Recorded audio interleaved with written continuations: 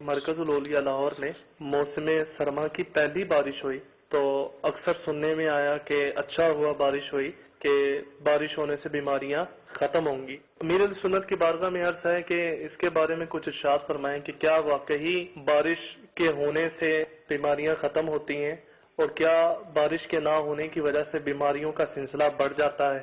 بارشیں جو ہیں یہ ہیں تو اللہ کی رحمت، لیکن کبھی کبھی زحمت کی بھی صورت بنتی ہے۔ جب ایک دم سے بارشیں آ جائیں اور بہت زیادہ ہو جائیں تو پھر ہمارے یہاں سیلاب آتے ہیں، یا سیلاب نہیں بھی آتے جہاں وہاں بھی نقصانات ہوتے ہیں۔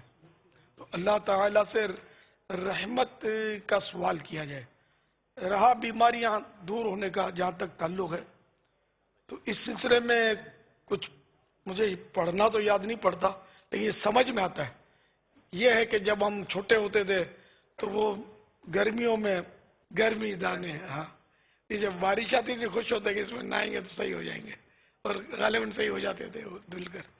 تو عین ممکن ہے کہ اس طرح اور بھی بیماریاں اس سے دور ہوتی ہوں گی۔